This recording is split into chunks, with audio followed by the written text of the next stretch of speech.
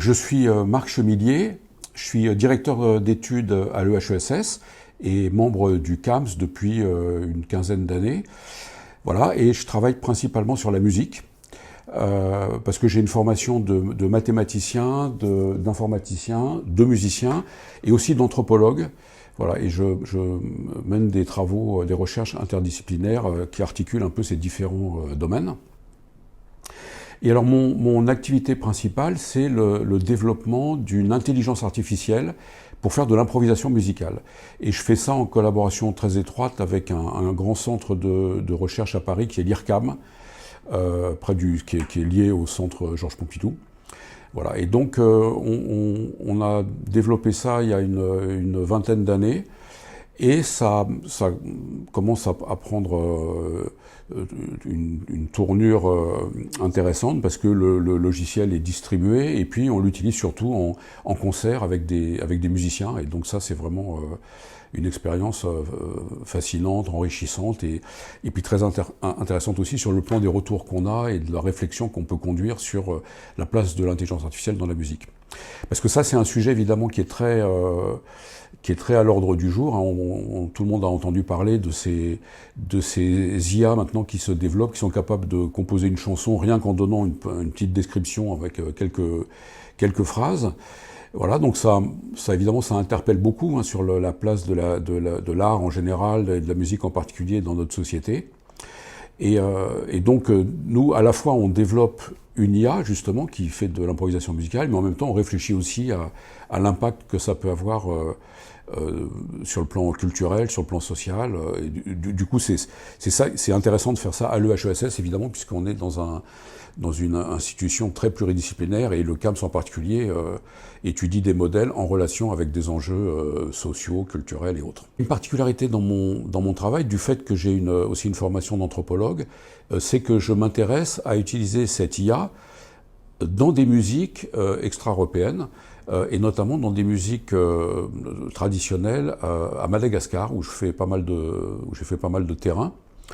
Et donc j'essaye d'intégrer mon logiciel dans ce contexte musical, évidemment. Alors ça peut paraître un peu saugrenu, parce qu'on peut se dire que ces musiques traditionnelles n'ont pas besoin d'intelligence artificielle, mais ça pose des questions intéressantes sur le plan épistémologique, sur le plan esthétique, sur le plan philosophique même, puisque quand on parle d'intelligence artificielle, on parle d'apprentissage, on dit que la machine, elle apprend. Voilà, mais elle apprend quoi en fait? Qu'est-ce qu'elle apprend, la machine, exactement? Et est-ce qu'elle est capable d'apprendre à jouer de la musique comme le fait un musicien malgache? Donc on voit que ça pose en fait des questions très intéressantes sur le plan de ce que c'est que la culture, de ce que sont des normes culturelles qui se développent au sein d'une tradition particulière.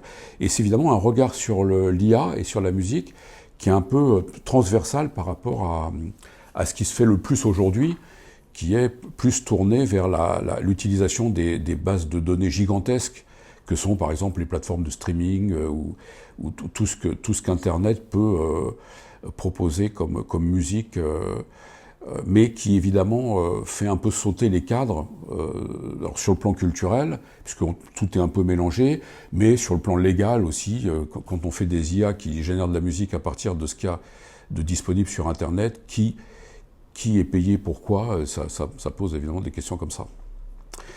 Voilà, donc je travaille avec des grands musiciens et avec qui je fais des concerts.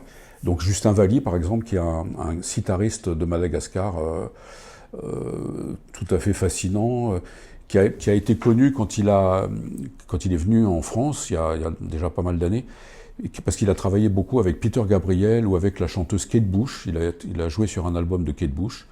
Et donc, évidemment, ça lui a donné une reconnaissance internationale immédiate. Voilà, et donc c'est très intéressant de jouer avec lui, parce qu'en même temps, il est très enraciné dans son patrimoine malgache. Il a grandi dans un milieu rural à Madagascar, dans les rizières.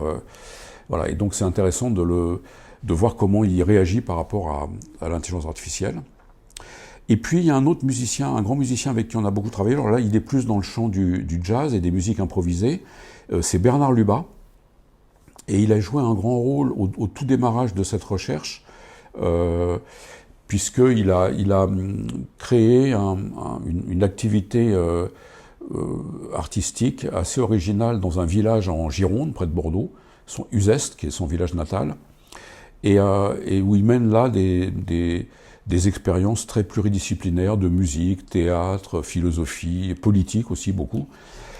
Et donc, on était allé le voir quand on a commencé avec mes collègues de l'IRCAM, et Bernard a été très ouvert sur ce qu'on proposait, et ça nous a beaucoup motivé évidemment d'avoir une caution musicale de cette envergure pour faire notre travail.